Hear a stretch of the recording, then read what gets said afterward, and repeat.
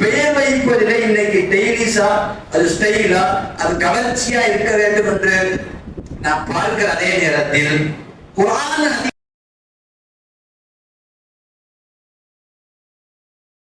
அந்த குழந்தைகளுடைய பிறப்பை வைத்து அந்த பெண் குழந்தையை மோசமாக விமர்சிப்பதும், அந்த குழந்தைகளுக்கு பத்துவா செய்வதும், அல்லது அந்த குழந்தையை பெற்றெடுத்த தாய்க்கு பத்துவா செய்வதும்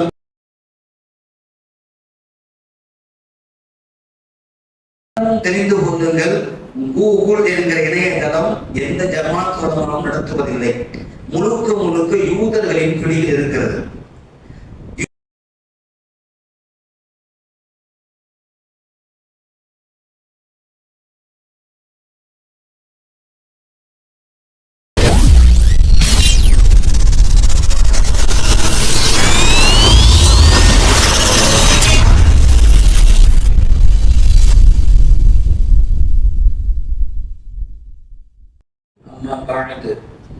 فقد قال الله سبحانه وتعالى في كلامه القديم وفرقان الحميد: أعوذ بالله من الشيطان الرجيم، بسم الله الرحمن الرحيم. المال والبنون زينة الحياة الدنيا، صدق الله العظيم. وقال رسول الله صلى الله عليه وسلم: إذا أفصح أولادكم فعلموهم لا إله إلا الله، أو كما قال والصلاة والسلام. எல்லாம் புகழும் அல்லாஹ் ஜல்ல ஷானஹு தஆலா ஒருவனுக்கு உரித்தாகுக. ஆமீன். அருமை நாயகம் முஹம்மது ரசூலுல்லாஹ் ஸல்லல்லாஹு அலைஹி வஸல்லம் அவர்கள் மீதும் பாக்கியத்திற்குரிய அவருடைய குடும்பத்தார்கள், சஹாபாக்கள், தாபியீன்கள், தாபியீன்கள், அக்காபுகள், அவுலியாக்கள், ஷுஹதாக்கள், நாதாக்கள், நல்லவர்கள் நம் அனைவரின் மீதும் அல்லாஹ்வின் நல்லருள் என்றென்றும் நிறைவாக நிலவட்டுமாக. ஆமீன் என்று எல்லாம் வல்ல அல்லாஹ்விடத்தில் பிரார்த்தித்து துவங்குகின்றேன். அல்லாஹ் ஜல்ல ஷானஹு தஆலா மகிழ்ச்சியான மனிதனுடைய வாழ்க்கைக்கு அவன் அளித்திருக்கிற பெரும் அருள்கொடைதான் நாம் திருமணமானதற்கு பிறகு அல்லாஹ்வால் வளர்க்கக்கூடிய குழந்தைகள். திருக்குர்ஆனில் ஜோடிகளை சேர்த்து அந்தந்த ஜோடிகளுக்கு தகுந்தார்வால் மணமகனையும் மணமக்களையும் சேர்ப்பது என்னுடைய அத்தாட்சி என்று அல்லாஹ் குர்ஆனில் சொல்லுகிறான். சேர்த்த அந்த தம்பதிகளுக்கு எந்தெந்த குழந்தைகள் பிறக்க வேண்டும் என்பது என்னுடைய பொறுப்பு என்று அல்லாஹ் சொல்லுகிறான். திருமணத்தில் ஜோடி சேர்வதும் அந்த ஜோடிகளுக்கு குழந்தை பிறப்பதும் மனிதனுடைய சக்தியில் இல்லை, அது அல்லாஹ்வினுடைய கட்டளைக்கு உட்பட்டது. குர்ஆனில் யஹபு லிமன் யஷா, நாம் நாடியவர்களுக்கு தான் குழந்தை பாக்கியம் தருவோம் என்பது குர்ஆனுடைய வார்த்தை. அல்லாஹ் அந்த வசனத்தில் நாம் நாடியவர்களுக்கு ஆண் குழந்தையும், நாம் நாடியவருக்கு பெண் குழந்தையும், நாம் நாடியவர்களுக்கு ரெண்டையும் சேர்த்தும், சில பேருக்கு எதுவும் இல்லாமல் மலடாகவும் நாம் விட்டு விடுவோம், அது என் பொறுப்பிலே இருக்கிறது என்பதையும் அல்லாஹ் சொல்லுகிறார். ஆகவே மனிதனுடைய வம்சத்தை பெருக்குவதற்கும் திருமண வாழ்க்கையில் ஒரு மகிழ்ச்சியான ஒரு அங்கீகாரத்திற்கு வாய் அல்லாஹ் இந்த குழந்தை செல்வத்தை வழங்கி இருக்கிறார்.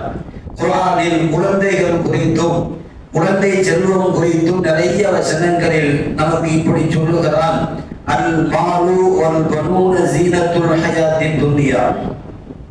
வெள்ளிக்கிழமை தோறும் ஓதுகிற கஹ்ஃப் சூராவில் ஒரு வசனம், பொருட்செல்வமும் குழந்தை செல்வமும் இந்த உலக வாழ்க்கையின் அலங்காரமாய், ஜீனத், ஒரு டெக்கரேஷனாய் உங்களுக்கு நாம் இந்த ரெண்டையும் வழங்கி இருக்கிறோம் என்று அல்லாஹ் குர்ஆனிலே சொல்லுகிறார். குழந்தைகள் குறித்து குர்ஆனில் பல்வேறு வார்த்தைகள் பயன்படுத்தப்படுகிறது. குர்ஆனிலே ஒரு இடம் குழந்தை செல்வம் உங்களுக்கு நிஅமத், அல்லாஹ்வின் அருள் கொடைகள் என்று ஒரு வார்த்தை. குர்ஆனிலே இன்னொரு இடம் குழந்தை செல்வம் அல்லாஹ்வால் உனக்கு வழங்கப்பட்ட ரஹ்மத், அருள் செல்வங்கள் என்று ஒரு வார்த்தை. மூன்றாவது இடம் குழந்தை உங்களுக்கான ஜீனத், அலங்காரம், உங்கள் வாழ்க்கையுடைய அழகு குழந்தைகள் என்று அல்லாஹ் அந்த வார்த்தையை சொல்லுகிறார். உன்னரிடம் குழந்தைகள் உங்களுக்கு நாம் கொடுத்த ஹிபத், கிஃப்ட், அன்பளிப்பு என்று அல்லாஹ் சொல்லுகிறார். ஒரு குழந்தைக்கு என்னென்ன வார்த்தைகளில் வர்ணனை செய்ய முடியுமோ அத்தனை அழகான வார்த்தைகளையும் அல்லாஹ் குர்ஆனிலே சொல்லி முடித்து விட்டான். அன்பளிப்பு என்று சொல்லுகிறான், அலங்காரம் என்று சொல்லுகிறான், ரஹ்மத் என்று சொல்லுகிறான், உங்களுக்கான நிஅமத் என்றும் சொல்லுகிறான். இந்த அனைத்து வார்த்தைகளும் குழந்தைகளின் விஷயத்தில் குர்ஆனில் அல்லாஹ் பயன்படுத்தியது ஆகும். குர்ஆனிலே அல்லாஹ் சொல்லுகிற இந்த வசனம் அல் மாலு வல் பனூன ஸீனத்துல் ஹயாத்தித் துன்யா, பொருள் செல்வமும் குழந்தை செல்வமும் இந்த உலகத்தில் ஒருவனுக்கு வழங்கப்பட்ட அலங்காரம் என்று அல்லாஹ் குர்ஆனிலே சொல்லுகிறான். இந்த வசனம் குறித்து திருக்குர்ஆனுடைய விளக்கவுரையாளர்கள் தஃசீர்களிலே எழுதுகிற போது, குழந்தை ஒருவருக்கு நிறைய பணம் இருக்கிறது, ஆண்டு அனுபவிக்க வாரிசு குழந்தை இல்லை. அதே நேரத்தில் மாற்றாக ஒருவருக்கு நிறைய குழந்தைகள் இருக்கிறது, ஆனால் அவர்களுக்காக வாழ்வுரிமையாக இருக்கிற பணம் அவரிடத்திலே இல்லை.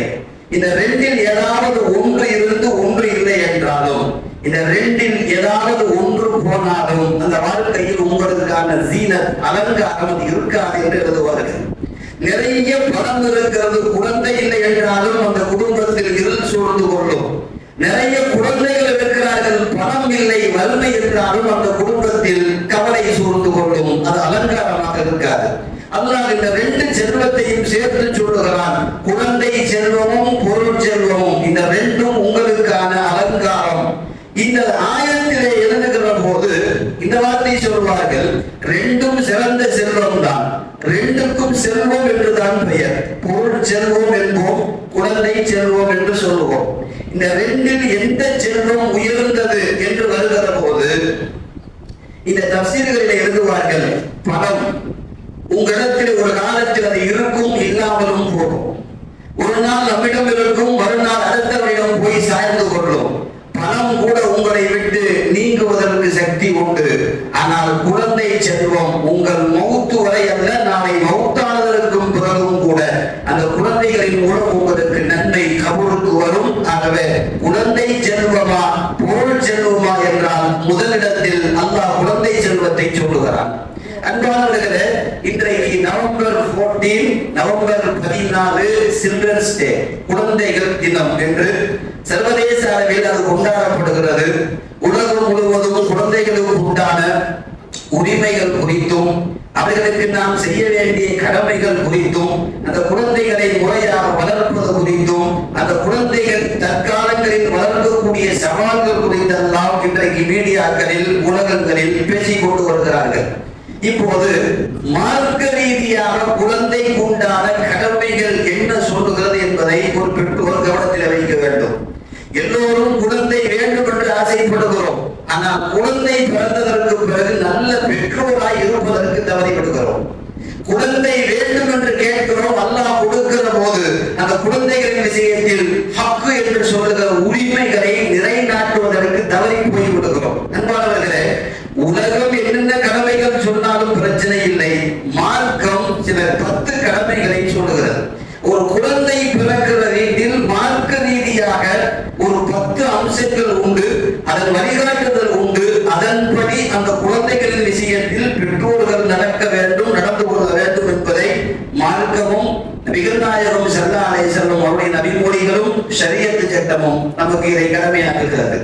முதல் செய்தி, யாருக்கு குழந்தை பிறந்தாலும் அது என்ன குழந்தையாக இருந்தாலும் குழந்தை பெற்றெடுத்த பெற்றோர்களுக்கு செய்தி கேள்விப்பட்டவுடன் அவர்களுக்கு துவா செய்ய வேண்டும், நல்ல வார்த்தை சொல்ல வேண்டும். பொதுவாக அது ஆண் குழந்தையாக இருக்கலாம், வீட்டிலே 3வது பொம்பளை பிள்ளையாக கூட இருக்கலாம். ஒரு குழந்தை பிறந்து ஒரு தகவல் வருகிற போது எடுத்த உடனே திரும்பவும் பொட்டையா, திரும்பவும் இது திரும்ப அதே ஒரு செலவா என்று ஒரு மோசமான வார்த்தைகளை அந்த குழந்தைகள் விஷயத்தில் யாரும் பயன்படுத்தக்கூடாது. பொதுவாக குழந்தை பிறந்த வீட்டில் அதனுடைய உரிமையாளர்கள், சொந்த பந்தங்கள் அந்த குடும்பத்தினுடைய பெற்றோர்களுக்கு துவா செய்யவும் வாழ்த்துக்களை பரிமாறவும் இஸ்லாம் மார்க்கம் சொல்லுகிறது.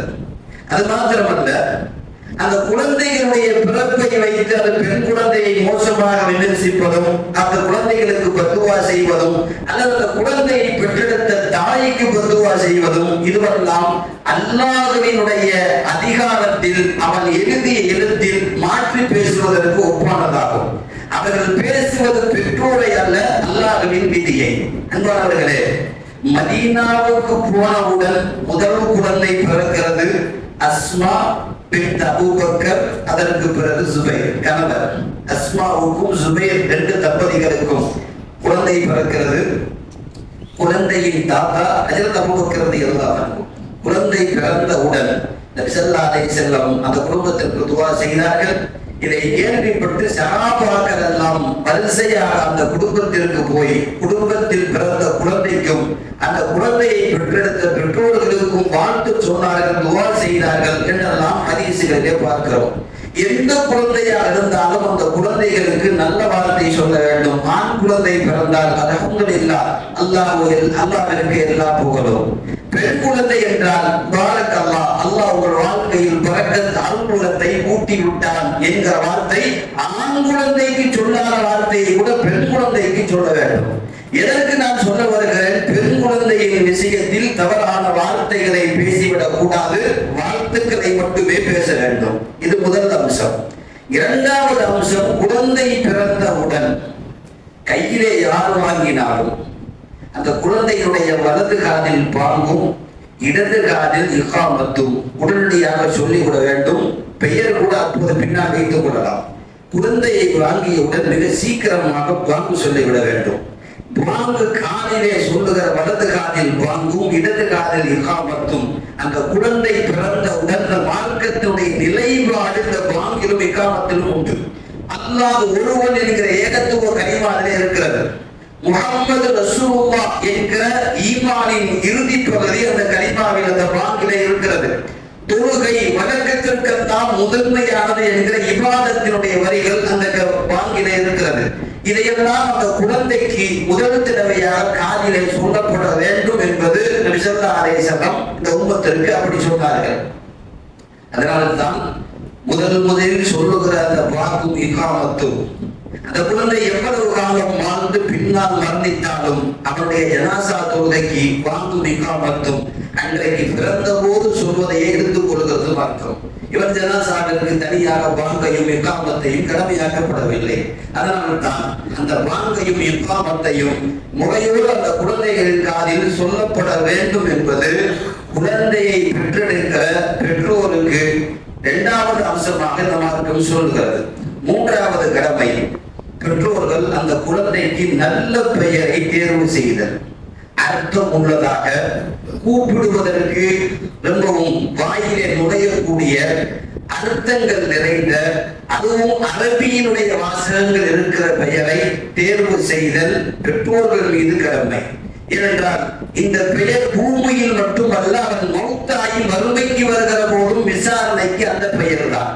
அல்லாஹ்வின் தர்பாரிலும் அந்த பெயர் தான் அழைக்கப்படும். ஹதீஸில் ஐ இக்தார லி அப்னாஹிஹி வ பனாதிஹி அஹ்ஸனல் அஸ்மாஇ, ஆண் குழந்தையாக இருந்தாலும் சரி பெண் குழந்தையாக இருந்தாலும் சரி 2 பேருக்கும் பெயரில் ஆக அழகான பெயரை தேர்வு செய்யுங்கள் என்பது மார்க்கம் பெற்றோர்களுக்கு வைக்கிறது.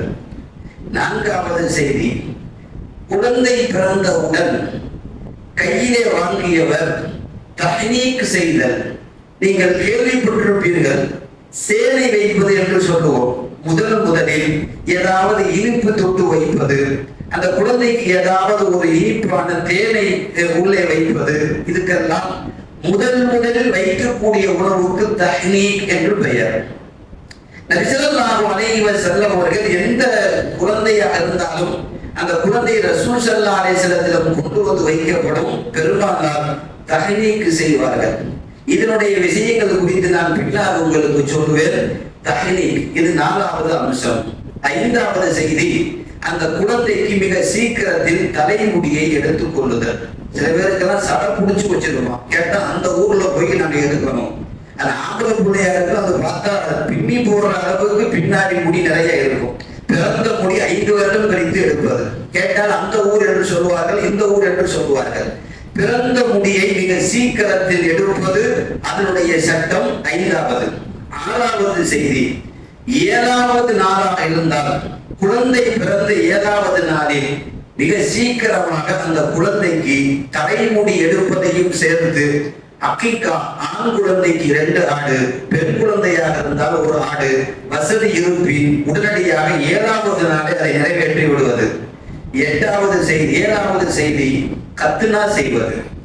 பிறந்த குழந்தை அது 7வது நாளிலே வருகிற போது மருத்துவருடைய எந்த விதமான நோய் அறிகுறி எதுவும் இல்லை, நன்றாக இருக்கிறது என்று சொல்லப்பட்டு விட்டால் பிறந்த குழந்தைக்கு உடனடியாக கத்னாவை செய்து முடிப்பது. 8வது செய்தி, குழந்தைக்கு தாய்ப்பால் கொடுப்பது. ஆண் குழந்தையோ பெண் குழந்தையோ 2 வருஷ காலம் அந்த குழந்தைக்கு தாய்ப்பால் கொடுப்பது.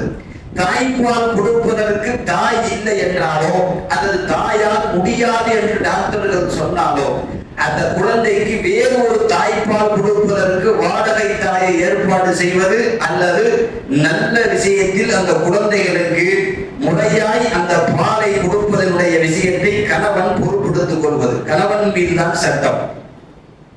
9வது செய்தி, குழந்தைகள் நல்ல விஷயத்திற்கு தகப்பன் கல்விக்காகவோ அல்லது அந்த குழந்தையினுடைய மேம்பாட்டிற்காகவோ செலவு செய்தல், தன்னுடைய வராசத்து சொத்து என்கிற வாரிசு சொத்தில் அந்த குழந்தைக்கு பங்கு கொடுத்தல். இது 9வது உரிமை. 10வது உரிமை கடமை, அந்த குழந்தைகளை நல்ல முறையில் வளர்த்தல், அந்த குழந்தைக்கு தர்பியத்து செய்தல், அந்த குழந்தைகளுக்கு உண்டான எல்லா விதமான மார்க்க ரீதியான விஷயங்களை கற்றுக் கொடுத்தல். இந்த 10 அம்சங்களும் முழுக்க ஒரு குழந்தை பிறக்கிற போது அந்த குழந்தைக்கு வாழ்த்து சொல்வதிலே இருந்து அந்த குழந்தையை வளர்த்தெடுக்கிற வரைக்கும் 10 செய்திகளை இந்த மார்க்கம் பெற்றோர்களுக்கு கடமையாக்குகிறது. இப்போது நாம் இங்கே கவனத்தில் வைக்கிறோம். நிறைய விஷயங்கள் குழந்தைகள் பிறக்கிற போது அக்கீகா கொடுத்து விடுவோம், ஏதாவது ஒரு பெயரையும் கூட தேர்வு செய்து வைப்போம். முடிந்தவரை அந்த குழந்தைகளுக்கு செலவழிப்பதிலும் வாராசத்து சொத்தையும் கொடுத்து விடுவோம். ஆனால் சில விஷயங்களில் அந்த குழந்தைகளுக்கு அடிப்படையாய் செய்ய தவறக்கூடிய சில தவறுகள் பெற்றோரிடத்தில் இருக்கிறது. இந்த 10 விஷயங்களில் நாம் எங்கே கோட்டை விடுகிறோம் என்றால், முதல் விஷயம், பெயர் வைப்பதிலே அந்த குழந்தைகளுக்கு நல்ல பெயர் இப்போது வைப்பதில்லை. நான் நிறைய தடவை உங்களுக்கு சொல்லியும் இருக்கிறேன், திரும்ப சொன்னாலும் அது தப்பும் இல்லை என்று நினைக்கிறேன். ஒரு குழந்தை பிறந்தவுடன் அந்த குழந்தைக்கான பெயரை மார்க்க அறிஞர்கள் அல்லது அது குறித்திருக்கக்கூடிய நல்ல பெயரை குர்ஆனிலேயும் ஹதீஸிலேயும் இவ்விடத்திலே கேட்டால் அது நன்றாக இருக்கும் என்றால் அவரிடத்தில் தான் கேட்க வேண்டும். இன்றைக்கெல்லாம் கல்வியாளர்களிடத்திலேயும் போய் நிற்பதில்லை, தெரிந்தவரிடத்திலேயும் போய் கேட்பதில்லை. இவர்களாகவே இன்றைக்கு இன்டர்நெட் உள்ளிட்ட தொலைத்தொடர்பு சாதனங்கள் வளர்ந்ததற்கு பிறகு சுய முடிவாக தானாகவே ஏதாவது தேர்ந்தெடுத்துக் கொள்ளுதல். ஒரு காலத்தில் எல்லாம் அட்ரஸ் தெரியவில்லை என்றால் வருவர் போரிடத்திலே கேட்போம். மனிதன் நின்று விலைக்கு சொல்லுவார், இப்படி போங்க, அப்படி போக வேண்டாம், இப்படி போனீங்கன்னா சீக்கிரம் போயிடலாம், அங்க பக்கம் போகாதீங்க, அங்க கொஞ்சம் குழி தோண்டி போட்டிருக்கிறாங்க என்றெல்லாம் ஒரு மனிதன் நின்று மனித நேயத்தோடு விலாசம் சொல்லுவார். இன்றைக்கெல்லாம் இமாமிடம் கேட்பதில்லை. கூகுள் இமாம் போட்டிருக்க தெரியுமா? கூகுள் இமாம், அவருக்கும் இமாம் என்றே வைத்திருக்கிறார்கள். எதுவாக இருந்தாலும் கேட்டாலும் பதில் சொல்லி விடுவார் அந்த இமாம். இப்ப நம்ம இமாமெல்லாம் ஏதாவது கேட்டா பார்த்து சொல்றேன் அப்படின்னு சொல்லுவார், தெரிஞ்சிட்டு சொல்றேன். அவர் தெரியாமலேயே சொல்லி விட்டுருவாரு கூகுள் இமாம். இங்க நான் எங்கே போக வேண்டும் என்று டைப் பண்ணா அது லைட்டா ரூட்டு காட்டுது, கடைசியா போய் முட்டு சந்தில போய் மோதிட்டு நிக்கிறார். ஏன்னா இன்டர்நெட்டுக்கு அப்படி விலாசம் சொல்ல தெரியாது. எந்த இடத்தில் போனால் குழி இருக்கிறது, எந்த இடத்தில் போனால் குண்டு குழியும் இருக்கும் சொல்ல முடியாது. பதிவு செய்ததே அது காட்டும். சில பேர் எல்லாம் கல்யாண வீட்டுக்கு அட்ரஸ் போட்டு கபிரிஸ்தான்ல போய் நிற்கிறான். ஆமா, அது அங்க இவ்வளவு திருப்பி விட்டுருச்சு. இன்றைக்கு அதை முழுக்க நம்புகிறோம். எல்லாவற்றுக்கும் கூகுள் வழிகாட்டும் என்று நம்புகிறோம். அது முட்டாள்தனம். இங்கிருந்து ஜன்னத்தில் இருந்த சொர்க்கத்திற்கு போவதற்கு ரூட்டு கேட்டால் சொல்ல முடியுமா? கூகுள் சொல்லி விடுமா? நாம் இங்கே கவனத்தில் வைப்போம். பெயர் வைக்கிற போது கூகுளிலே போய் ஏதாவது ஒரு பெயரை தட்டி அந்த பெயரில ஒரு 4 பெயரை இவர் பார்ப்பதற்கு ரொம்ப ஸ்டைலிஷா, யாருமே வைக்காத பெயரா இவராக தன் குழந்தைக்கு வைக்க வேண்டும் என்கிற ஆர்வ கோளாறில் ஏதாவது ஒரு பெயரை செலக்ட் செய்து விடுகிறார். ஆனால் பார்க்கிற போது அந்த பெயர் கொஞ்சம் கவர்ச்சியாய் நவீனமாய் தெரியும். ஆனால் அதனுடைய அர்த்தங்களை போய் பார்க்கிற போது முகம் சுளிக்க வைக்கும். சமீபத்தில் ஒரு பெயர் வைப்பதற்கு போயிருந்த போது நீங்கள் தெரிந்து கொள்ள வேண்டும், படித்தவர்கள் கூகுளிலே தேடி எடுத்து விட்டார்கள். ஜனானா தஹசீன். நான் பெயரை இடத்தில் சொல்லுகிறேன், அர்த்தத்தை பிரிச்சு பிரிச்சு சொல்றேன், நீங்க சேர்த்து புரிஞ்சுக்கங்க. தஹசீன் ரொம்ப அழகானவர், ஜனானா விபச்சாரம் செய்பவர். ரெண்டையும் நீங்க சேர்த்து வச்சீங்கன்னா அர்த்தம் எப்படி இருக்குன்னு பாருங்க. ஜனானா என்பது விபச்சாரி. ஒரு பெயரை பார்க்கிற போது ஜனானா என்கிற போது கொஞ்சம் கவர்ச்சியாக ஸ்டைலாக இருக்கிறது என்று நாம் நினைப்போம். ஆனால் அரபி பதத்திலே ஜினா என்கிற வார்த்தைக்குள்ளே இருக்கிறது விபச்சாரம் என்று அர்த்தம். இது நிறைய பெயர்களை இப்படி நாம் சொல்ல முடியும். ஒரு அரபியாய் அரபியினுடைய லாங்குவேஜில் குர்ஆனிலேயும் ஹதீஸிலேயும் இந்த பெயர் இருக்கிறதா என்பதை தான் ஒரு முஸ்லிம் முதலிலே பார்க்க வேண்டும். லட்சம் பேர் ஒரு பெயரை வைத்திருந்தாலும் அந்த பெயரை திரும்ப நாம் வைப்பதினால் எந்த விதமான குற்றம் வரப்போவதில்லை. அந்த பெயருக்கு உண்டான ஆழமான அர்த்தத்தை மட்டுமே நாம் பார்க்க வேண்டும்.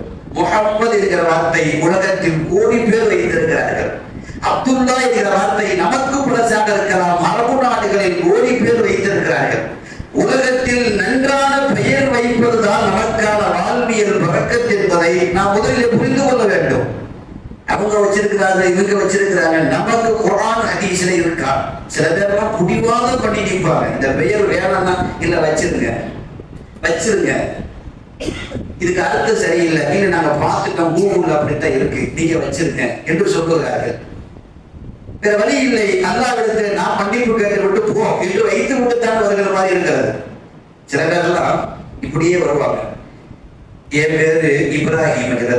இப்ராஹிம் யார் கோச்சிக்க வேண்டாம், என் பேரு இப்ராஹிம், எங்க வீட்டுக்கு வர பேரு சஃப்ரீன், என் பேர்ல ஈல ஆரம்பிக்குது, இங்கிலீஷ்ல ஐ, தமிழ்ல இ, இங்கிலீஷ்ல என் மனைவி பேரு எஸ்ல ஆரம்பிக்குது, ஈல ஆரம்பிச்சு எஸ்ல முடிகிற மாதிரி பேர் வேணும். இவராவே ஒரு தம் பெயருக்குள்ள வைக்கிறது தப்பு இல்லை. சிலர் அப்படி வருவாங்க. அஜரத்துல இருந்து ஆய்வு செஞ்சு ஈல இருக்கிற பேரெல்லாம் எடுத்து எஸ்ல முடிகிற மாதிரி எடுத்து கடைசியா இம்தியாஸ்ன்னு வைங்க. இம்தியாஸ் அது ரொம்ப பழைய பேர தெரியல, வேண்டாமே. அப்புறம் அஜரத்து அவர் மண்டை காஞ்சி போய் அப்புறம் ஒரு 10 கிதாபை எடுத்து பிரட்டி கடைசியா இலியாஸ்ன்னு வைங்களேன். இலியாஸ்னா ரொம்ப ஓல்டு பேர் எடுத்து நல்ல பேரை வைங்களேன். அப்புறம் கடைசியா இத்ரீஸ்னு ஒரு பேர் இருக்கு, நபிமார்களின் பெயர். அவர் எல்லாத்தையும் தட்டிக்கிட்டே இருக்கிறார். அஜரத்து கோபம் வந்துருச்சு, ஒரு பேர் இருக்கு, இதை விட்டா வேற பேரே கிடையாது, வச்சிருவோம், வச்சிடலாம், இப்படி எசிட்டு வை. அதுதான் ஈட ஆரம்பிச்சு எசிட முடியுது, அதை வச்சுட்டா பிரச்சனையே கிடையாது அப்படிங்கிற மாதிரி. இந்த மாதிரி உள்ளலாம் இன்னைக்கு பெயர் வைப்பதிலே இன்னைக்கு டெய்லிஸா, அது ஸ்டைலா, அது கவர்ச்சியா இருக்க வேண்டும் என்று நான் பார்க்கிற அதே நேரத்தில் குர்ஆன் ஹதீஸ்களிலே அது வந்திருக்கிறதா, மார்க்கம் அதற்கான ஒரு அறிமுகத்தை நல்ல விதத்தில் அந்த பெயரை சொல்லி இருக்கிறதா என்பதை நாம் கவனத்தில் வைக்க வேண்டும். இன்றைக்கு பெயர் வைத்தல் ரொம்ப ஆழமாக பேச வேண்டும்.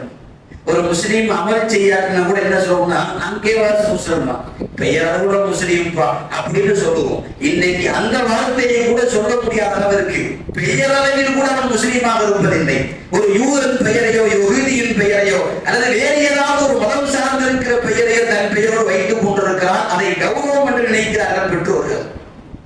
நபி ஸல்லல்லாஹு அலைஹி வஸல்லம் எந்த குழந்தைகள் வந்தாலும் முதலில் பெருமானார் கேட்பது என்ன பேர்? அவர் முஸ்லீமா புதுசா வர்றாருன்னு வச்சுக்கங்களேன், அவருக்கு வயசு 30 இருக்கலாம், 35 இருக்கலாம். ஈமானை சொல்லிட்டு பெருமானார் கேட்பாங்க, உன் பேர் என்ன பேருன்னு கேட்பாங்க. ஐயாமுல் ஜாஹிலியாவுடைய காலத்தில் அவர் இஸ்லாத்திற்கு முன்பு ஏதாவது பெயர் வைத்திருந்து அந்த பெயர் நல்ல அர்த்தமாக இருந்தால் பெருமானார் ஒன்றும் சொல்ல மாட்டார்கள். தவறான அர்த்தம் வந்தால் அந்த பெயரை முதலிலே மாற்றுவார்கள். மாற்றி இருக்கிறார்கள், தனி கிதாபே இருக்கிறது. பெருமானார் ஸல்லல்லாஹு அலைஹி வஸல்லம் பணியில் எத்தனை குழந்தைக்கு பெயர் வைத்தார்கள், எந்தெந்த குழந்தைகளுக்கு பெயர் இது தவறாக அர்த்தம் இருக்கிறது என்று மாற்றினார்கள், எந்தெந்த பெரும்பெரும் சகாபிகளுக்கு பெயர் மாற்றி கொடுத்தார்கள், இஸ்லாமிய பெண்மணிகளுக்கு எந்த பெயரை எல்லாம் மாற்றி கொடுத்தார்கள் என்பது தனி கிதாப். அது ஃபைலாகவே ஹதீஸாக பதிவு செய்யப்படுகிறது. உங்களுக்கெல்லாம் தெரியும், அபூ ஹுரைரா ரலியல்லாஹு அன்ஹு அவர் இஸ்லாத்திற்கு வருகிற போது ஒரு வாலிபராக இருக்கிற நிலையில் பெருமானாரிடத்தில் ஈமானை ஏற்றுக்கொண்டார். கலிமா சொல்லி கொடுத்துட்டு நபி ஸல்லல்லாஹு அலைஹி வஸல்லம் கேட்டாங்க, இஸ்மா இஸ்முக, உன் பேர் என்னன்னு கேட்டாரு. அவரு முன்னாடி வேறு மதத்தில் இருந்தவர், இப்போது முதல் தடவையாக முஸ்லீம் ஆனவர். என் பேர் அப்துல் ஷம்ஸ், சூரியனின் அடிமை, அப்படி எல்லாம் பெயர் வைத்தார்கள். சந்திரனின் அடிமை, சூரியனின் அடிமை, இப்படி எல்லாம் இயற்கையை கொண்டு அவர்கள் பெயர் வைத்தார்கள். நபி ஸல்லல்லாஹு அலைஹி வஸல்லம், நீ இனிமேல் சூரியனின் அடிமை கிடையாது, அப்துல்லா, அல்லாஹ்விற்கு அடிமை என்று பெயர் மாற்றினார்கள். அபூ ஹுரைராவுடைய அசல் பெயர் அப்துல்லா. அதற்கு பிறகு காலப்போக்கில் நபி ஸல்லல்லாஹு அலைஹி வஸல்லம் விளையாட்டாக அபூ ஹுரைரா என்று சொல்லி அதுவே அவருக்கு முகவரியாக ஆகி, அது அபூ ஹுரைரா பூனையின் தந்தை என்று அது முகவரிப்படுத்தப்பட்டு ஹதீஸ்களிலே அப்படி ஆகிவிட்டது. ஆனால் அவருடைய அழைப்பு மறுமையில் அழைக்கிற போது அப்துல்லா என்றே இருக்கும். ஏனால் அவருக்கு வைத்த பெயர் அப்துல்லா. நபி ஸல்லல்லாஹு அலைஹி வஸல்லம் நல்ல பெயரை வையுங்கள், மறுமையிலும் அதைத்தான் அழைப்பார்கள் என்று பெருமானார் சொன்னார்கள். அன்பானவர்களே, நபி ஸல்லல்லாஹு அலைஹி வஸல்லம் நல்ல அர்த்தம் தரக்கூடிய பெயரை தான் வைக்க சொன்னார்கள்.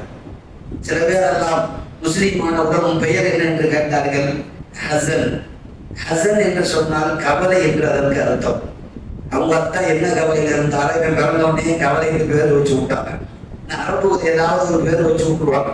நபி ஸல்லல்லாஹு அலைஹி வஸல்லம் ஹசன் என்பது கவலை, இனிமேல் நீ ஃபரஹ், சந்தோஷம் என்று பெயர் மாற்றினார்கள். நீ ஃபரஹ், சந்தோஷத்தை தருபவன். உணர்ந்தவர், அவருக்கும் அதே கஷ்டம் என்று பெயர், ஹம்மு, தீராத கஷ்டம் என்று அவருக்கு பெயர் வைத்திருந்தார்கள். நபி ஸல்லல்லாஹு அலைஹி வஸல்லம், நீ கஷ்டம் அல்ல, சஹ்லு, இலகுவானவர், லேசானவர் என்ற பெயரை பெருமானார் மாற்றி கொடுத்தார்கள். இப்படி பெயர் வைப்பதில் நல்ல பெயரை தேர்வு செய்ய வேண்டும். திரும்ப திரும்ப சொல்லுகிறேன், எங்களுக்கு கூகுளிலே பார்த்தோம், எங்களுக்கு இந்த அர்த்தம் இருக்கிறது, நாங்கள் இதை வைக்கிறோம், நீங்கள் எடுக்கிற முடிவு ஆக தவறானது. நீங்கள் இன்னமும் தெரிந்து கொள்ளுங்கள், கூகுள் என்கிற இணையதளம் எந்த ஜமாத் உலமாவும் நடத்துவதில்லை. முழுக்க முழுக்க யூதர்களின் பிடியில் இருக்கிறது. யூதர்கள் கொடுக்கிற தகவல் தான் கூகுளிலே பரிமாறப்படுகிறது. 100% அவனுடைய தகவல் தான். அவன் தான் பதிவு செய்கிறான், அவன் தான் அப்லோட் செய்கிறான். ஏதோ மார்க்க தீர்ப்புகள், மார்க்க பயான்கள் கொஞ்சம் வருகிறது என்பதற்காக வேண்டி முழுக்க முழுக்க அது சொல்வதெல்லாம் உண்மை என்று நீங்கள் நினைத்து விடக்கூடாது. ஒரு பெயர் அங்கே எடுக்கப்பட்டாலும் அதை மார்க்க அறிஞரிடம் போய் இந்த பெயர் வைக்கலாமா, சரியா, இது இந்த அர்த்தம் சரிதானவா என்பதை உறுதி செய்ததற்கு பிறகுதான் தன் குழந்தைக்கு பெயராகவே வைக்க வேண்டும். நான் திரும்ப திரும்ப சொல்லுகிறேன், நிறைய பேர் முஹம்மது வைக்கிறோம், தப்பு இல்லை, பெயரில் நல்ல பெயர். ஆனால் நிறைய பேர் அதை எழுதுகிற போது எப்படி எழுதுகிறோம், ஆங்கிலத்தில் MOHA என்று போட்டுத்தான் முகம்மது என்று எழுதுவோம். உங்களுக்கு தெரியுமா, அரபிய டிக்ஷனரியில் மோகனுக்கு வருகிற MOHA தான் மோகனுக்கு வரும். அதே தான் நாம் முகம்மதுக்கு எழுதுகிறோம், MOHA MED போட்டு எழுதுகிறோமே. இந்த முகம்மது அப்படின்னு நீங்க போய் அரபி டிக்ஷனரியில பாத்தீங்கன்னா நரகத்திற்கு போகிற நாய் என்று அதற்கு அர்த்தம். நம்ம நிறைய பேர்லாம் அப்படித்தான் எழுதிட்டு இருக்கோம். வேற எப்படி எழுத வேண்டும், MUHAMMAD, முகம்மது. முகம்மது என்பதற்கு உண்டான இங்கிலீஷ் டிரான்ஸ்லேஷன் இதுதான் சரியானதாகும். இப்படித்தான் நீங்கள் அரபியினுடைய டிரான்ஸ்லேஷன் இருந்து நீங்கள் இங்கிலீஷ் ஆங்கில குர்ஆனை எடுத்து பார்த்தாலும் முகம்மதுக்கு இந்த ஸ்பெல்லிங் தான் போட்டிருப்பார்கள், MU தான் போட வேண்டும். நான் எதற்கு சொல்ல வருகிறேன், நாம ஒன்றை முகம்மது என்கிற பெயராக இருந்தாலும் அதை மார்க்க அறிஞரிடம் எப்படி எழுத வேண்டும் என்பதை நீங்கள் தெரிந்து கொண்டு கொடுத்தால்தான் பெயருடைய பதிவும் அதனுடைய அர்த்தமும் உங்களுக்கு நேராக கிடைக்கும். இன்றைக்கு நிறைய பேர் முகம்மது என்று வைத்திருக்கிறோம், ஆனால் ஆங்கில பதத்தில் தவறாக எழுதுகிறோம். ஆகவே ஒரு குழந்தைக்கு பெயர் வைப்பது என்பது, அந்த பெயரை செலக்ட் செய்தது என்பது முழுக்க முழுக்க பெற்றோர்களின் கடமையாகும். அதற்கு பிறகு தஹ்னீக் என்று சொன்னோம், குழந்தைகளுக்கு தஹ்னீக் செய்தல். தஹ்னீக் என்று சொன்னால் பெருமானார் ஸல்லல்லாஹு அலைஹி வஸல்லத்துடைய காலத்தில் இருந்தது. சஹீஹ் புகாரி முஸ்லிமில் தான் இந்த ஹதீஸ் பதிவு செய்யப்பட்டிருக்கிறது. தஹ்னீக் என்பது குழந்தை பிறந்தவுடன் நாம் மதிக்கக்கூடிய பெரியவரோ, குடும்ப பெரியவரோ, அல்லது தொழுகையாளியோ, அல்லது நல்ல பண்புகள் உள்ளவரோ, அல்லது இவர் மதிக்கக்கூடிய நல்ல விஷயங்களை தெரிந்தவரோ இவரிடத்திலே குழந்தையை கொடுத்து அவர் கையால் இனிப்பான அல்லது தேனையோ தொட்டு வைத்து அந்த குழந்தைக்கு முதல் ரிசிகை துவக்கி வைத்தார். இதுக்கு தஹ்னீக் என்று பெயர். நபி ஸல்லல்லாஹு அலைஹி வஸல்லத்துடைய காலத்தில் நாயகம் அப்படி செய்தார்கள்.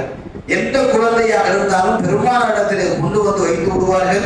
நபி ஸல்லல்லாஹு அலைஹி வஸல்லம் மடியிலே வாங்கி பேரித்த மரத்தினுடைய அந்த பழத்தினுடைய ஒரு கீற்றை எடுத்து தங்கள் வாயிலே வைத்து அதை நன்கு வென்று அதை உமிழ்நீரோடு எடுத்து அந்த குழந்தையின் வாயில் பிஸ்மில்லாஹ் சொல்லி வைப்பார்கள். இத்தகனி இன்னைக்கெல்லாம் இமாம் செஞ்சாருன்னா அடி விழுவும். கொரோனா வந்திருக்கிற காலத்துல நீ வாயிலிருந்து மெண்டா வச்சுட்டு இருக்கிற அப்படின்ட்டு. அதனால ரசூலுல்லாஹ் வைத்தார்கள் என்பது இன்றைக்கு சில பெரியவர்கள் நாம் விரும்பினால் அப்படி வைக்க சொல்லலாம், தப்பு இல்லை. ஆனால் அது போன்ற பெரியவர்களை கைகளிலே தேன் எடுத்து தொட்டு வைத்தாலும் சரி, இனிப்பான விஷயத்தை தொட்டு துவங்கினாலும் சரி, அந்த குழந்தையினுடைய கல்வியும் அந்த குழந்தையினுடைய நல்ல பண்புகளும் அவரிடமிருந்து இந்த குழந்தைக்கு வரும் என்பது இயற்கையான ஒரு நிகழ்வு. நல்லா அப்படி வைத்திருக்கிறார். இந்த சேனை வைக்கிறது ஒண்ணு இருக்கு, அது தகனிக்கு தான். நம்ம சேனன்னு சொல்லிட்டோம். டீயே குடிக்க மாட்டாரு. அவர் முதல்ல அந்த குழந்தைக்கு சேனை வச்சுட்டாருன்னா அந்த குழந்தையும் டீ குடிக்கிறார். பாத்துறீங்களா? அந்த குழந்தைக்கு பெயர் வைக்கிற அந்த தகனீக்கு செய்யக்கூடியவருடைய நல்ல பண்பும் சரி கெட்ட பண்பும் சரி அந்த குழந்தைக்கு அது டிரான்ஸ்பர் ஆகும். இது இயற்கை ரீதியாக எல்லாம் வைத்திருக்கிற ஒரு உணர்வு அது. அதனால்தான் மார்க்கம் தெரிந்த நல்லவர்கள் அல்லது குடும்பத்தினுடைய நல்ல பெரியவர்கள் அவரிடத்திலே கொடுத்ததை வைக்க வேண்டும். நினைக்கலாம், குடும்ப பெரியவர்கள் மதிக்கிறதே கிடையாது. இவங்களாக பெயர் வைத்துக் கொள்வார்கள். குறிப்பாக தன்னுடைய வீட்டு பெரியவர்கிட்ட குழந்தையை தொடக்கூட விட மாட்டாங்க. வேணாம், தொடாதீங்க என்று தள்ளி வைத்து விடுவார்கள். நபி ஸல்லல்லாஹு அலைஹி வஸல்லம் இப்படி தஹ்னீக் வைப்பதையும் அப்படி வைப்பதையும் சுன்னத்தாக பெருமாள் ஆக்கி வைத்திருக்கிறார்கள். அதே போல அடுத்து நாம் சொன்ன விஷயங்களில் இன்றைக்கு நாம் தெரிந்து கொள்ள வேண்டிய, அதே நேரத்தில் குழந்தை பிறக்கிற போது அதை நாம் விட்டு விடுகிற ஒரு சில விஷயங்களில் ஒன்று அகீகா கொடுத்தல். அகீகா குறித்து இன்னைக்கு கொஞ்சம் பரவலாகவே தெரிந்து கொள்ள வேண்டும். எத்தனை தடவை இந்த சட்டத்தை சொன்னாலும் மக்கள் இல்லை குழப்பமாகவே இருக்கிறார்கள். அகீகா கொடுத்தோடனே வருவார், கறியை சாப்பிடலாமா எடுத்து ஆகிறது சாப்பிட வேண்டியதானா? அகீகாவை சாப்பிடக்கூடாது என்று யாரும் சொன்னது? குர்பானியை போலத்தான் அகீகாவும்.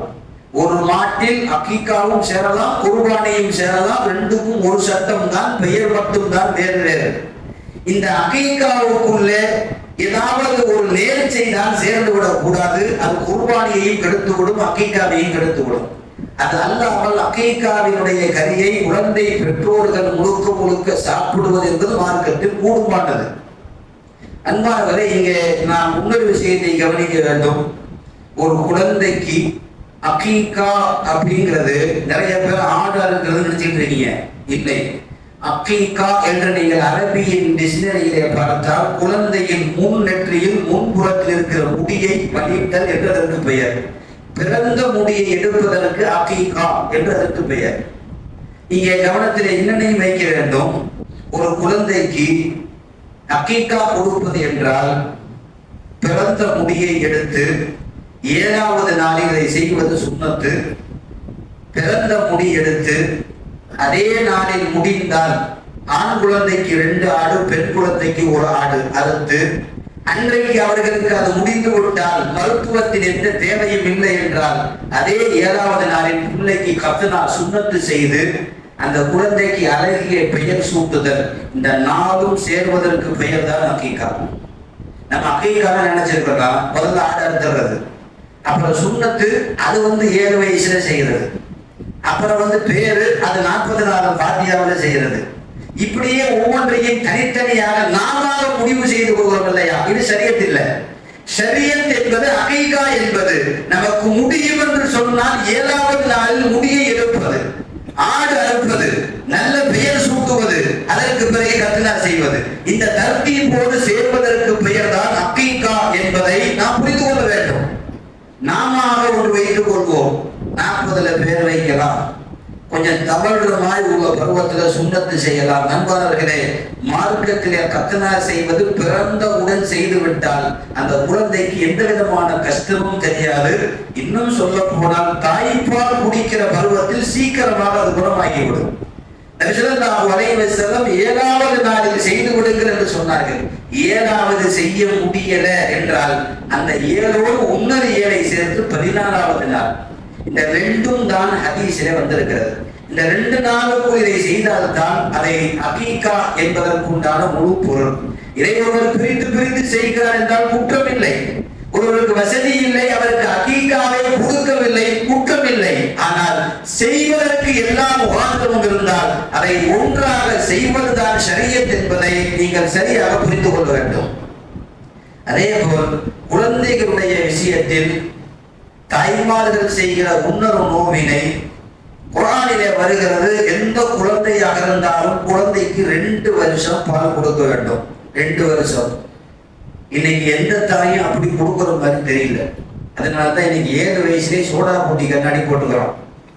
20 வயசுல மண்டை முடியெல்லாம் நரைச்சு போயிருது.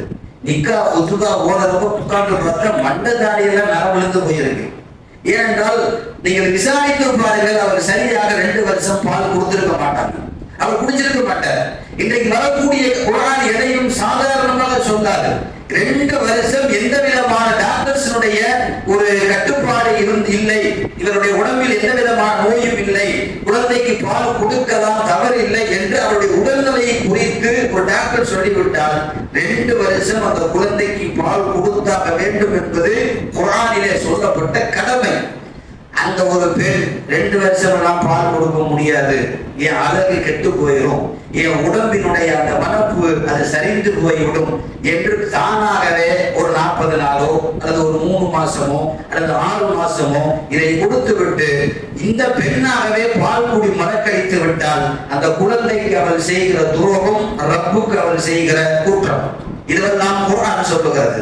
அன்பானவர்களே, இன்றைக்கு 2 வருஷ காலங்கள், குறைந்தபட்சம் 1.5 வருஷமாவது அந்த குழந்தைகளுக்கு பால் கொடுக்க வேண்டும் என்பதை அல்லாஹ் குர்ஆனிலே கடமையாக்கி இருக்கிறார். இன்னைக்கு பெண்கள் தானாகவே சட்டத்தை, நிறைய வீட்டுல முஃப்தி, நிறைய வீட்டுல பெண்களே இமாம், அவங்களே தீர்ப்பு கொடுத்துருவாங்க. அதனால்தான் பெண்கள் அதிகம் பேர் நரகத்தில். இது பெருமானாருடைய ஃபத்வா, அவர்கள் சொன்ன வார்த்தை.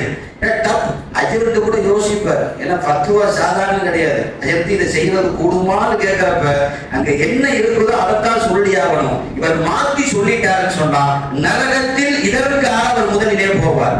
இவர் சொன்ன தீர்ப்பு தப்பாக இருந்தால் மார்க்கத்தின்படி அந்த தீர்ப்பு அது தவறாக இருக்கும் என்றால் அதை செய்தவன் குற்றவாளி அல்ல, ஃபத்வா கொடுத்தவன் குற்றவாளி. அதற்கு தான் ஃபத்வாவை மிக சீக்கிரத்திலே கொடுக்கக்கூடாது. அது சரியா, அது 100% மார்க்கத்தில் அது நிரூபிக்கப்பட்டிருக்கிறதா என்பதையெல்லாம் பார்த்துத்தான் ஒரு மார்க்கத்தின் தீர்ப்பு தக்க வேண்டும், கொடுக்க வேண்டும். பெண்கள் அப்படி இல்லை, தப்புன்னு கொடுத்துருவாங்க. அது 40 நாள் இருந்தா போதும். யார் 40 நாள் இருந்தா போதும்? யாருங்க? பெண்கள். எத்தனை நாள் இருக்குன்னு தெரியுமா? குர்ஆன்ல வருகிற வார்த்தை 4 மாசம் 10 நாள். 4 மாசம். நீங்க விசாரிச்சு பாருங்க, ஒரு கணவர், ஒரு ஊர்ல 100 கணவர்கள் இறக்குறாங்கன்னு சொன்னாங்கன்னா ஒரு 10 குடும்பம் தான் 4 மாசம் 10 நாள் இருக்கு. மிச்சம் இருக்கிற 90 குடும்பங்கள்ல 40 நாள் அவங்களா தீர்ப்பளிச்சு வெளியே வந்துடுறாங்க. இந்த அம்மா இருக்கிறதா இருந்தாலும் பக்கத்து வீட்டுல இருக்க கூடாது. நான் 40 நாள் தான் இருந்தேன், நீ 4 மாசம் 10 நாள் புதுசா சொல்றாங்க. அவ்வளவு நாள் நீ இருக்க தேவையில்லை அப்படின்னு சொன்னே. இந்த அம்மா ஆமா, அவருக்கு போய் 4 மாசம் 10 நாள் உட்காந்துட்டு இருப்பாங்க, ஒரு 40 நாள் போதும் அப்படின்னு இந்த அம்மாவே தீர்ப்புக்கு வந்துருது. அன்பானவர்களே, உங்க மனைவிட்ட போய் இதை நீங்க சொல்லணும். ஒருத்தர் மௌத்தான உன்னைய, கணவன் மௌத்தான உன்னைய அந்த பெண் இத்தா எடுக்க ஆரம்பிப்பால் 4 மாசம் 10 நாள். இந்த 4 மாசம் 10 நாள் என்பது கணவனுக்காக துக்கம் அனுஷ்டிக்கக்கூடிய நாள். அவர் அத்தர் போட மாட்டால், வெளியிலே தேவையில்லாமல் போக மாட்டால், எந்த நல்லதுக்கும் வெளியிலே போக மாட்டால். 4 மாசம் 10 நாள் புருஷனுக்காக வீட்டிலே இத்தா இருப்பார். இதான் அவருடைய நோக்கம். இந்த 4 மாசம் 10 நாளில் ஒரு நாள் குறைந்தாலும் கணவனுக்கு செய்கிற இறுதி மரியாதை இதான், அதில் அவர் குறை செய்து விட்டார் என்பதற்கு அர்த்தம். தன் திருமண பந்தத்தை நிரூபிப்பதற்கு இந்த 4 மாசம் 10 நாள் நான் நல்ல மனைவியாக அவரோடு வாழ்ந்திருக்கிறேன் என்பதற்குண்டான தொடர்பு இந்த 4 மாசம் 10 நாள்.